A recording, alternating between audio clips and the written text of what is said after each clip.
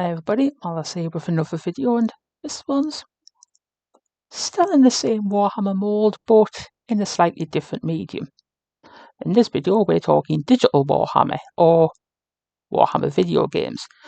More specifically, earlier this week Games Workshop announced the date of the 8th Skulls Showcase. Now if you're unfamiliar with this is basically Games Workshop gate crashing their way into video game announcement season with about an hour or so's worth of news, trailers and such for video games based around their IP. So in this video I'm going to do a few predictions on basically what we may or may not see within said presentation next Thursday at 5 PM UK time. So that's Thursday the 23rd of May, 5 PM UK time. So anyway, on to the predictions. Well, to begin with, we have the very obvious what's going to be star of the show in Space Marine 2. A game I'm very much looking forward to. In fact, I'm not going to lie, it's probably my most anticipated game of this year. Asterisks card subject to change depending on what gets announced in showcases. But as it stands, Space Marine 2 is the game I'm most looking forward to. And with its September 9th release date marching ever closer, I think we're going to see a lot of it within the Skulls Showcase, and I reckon in particular it's going to delve quite deeply into the PvP side of things, as well as maybe some aspects of the free-player co-op mode, with maybe a sprinkling of story, but I think it's going to be primarily showing off the cooperative side as well as the multiplayer and PvP side to it. Now, the PvP side makes me very happy because I dabble in PvP, but it depends a lot on the games. But PvP with a Warhammer setting, implanting a chainsword into another Astartes head.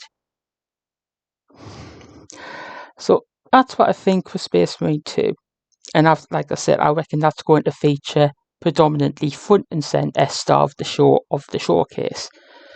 Now, other things they've mentioned in the article that they'll be talking about include Blood Bowl 3.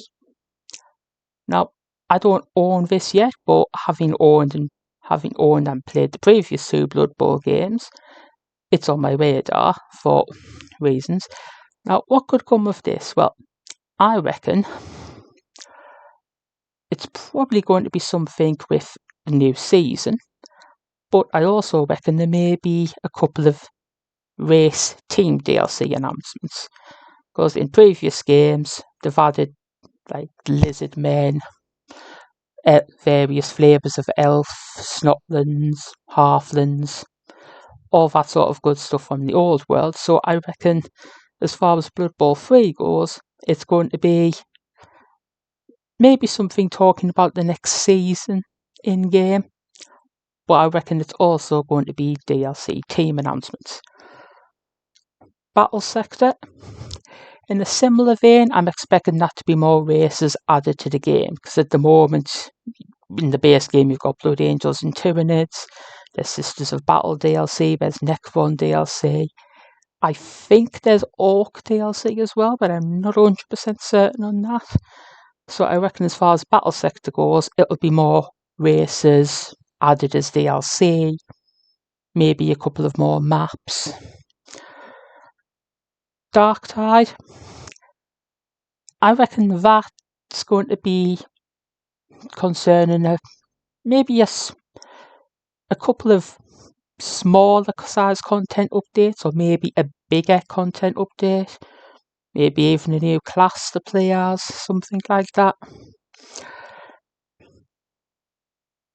Some more story missions or urgent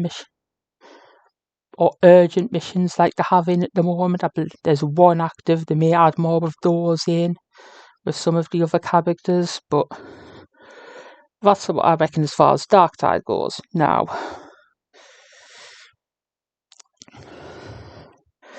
Total War Warhammer 3, again, I reckon this is going to be more old world factions added in.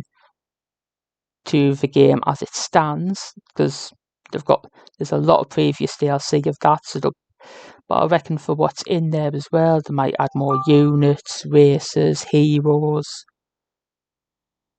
sort of thing. So I reckon as far as total Warhammer 3 goes, it's going to be primarily DLC related. Maybe a new story campaign DLC as well, but I reckon by and large it's going to be new races added, new units and heroes to existing units, that sort of thing.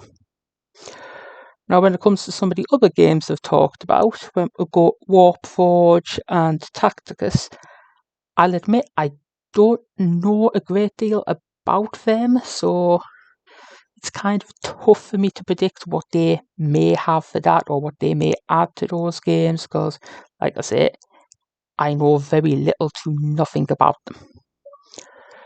Rogue Trader, again, I think that's going to be DLC of some story DLC of some persuasion, to be exact. What? I don't know, because I haven't played the game. Again, it's another one on my hit list. So I can't, based on the fact I haven't played it, I can't make a prediction of what DLC they could add to follow on to the story, but I reckon it'll be some form of story-based DLC they'll add to that. And finally, that they've got on the list that they're going to talk about showing off stuff for is Boltgun.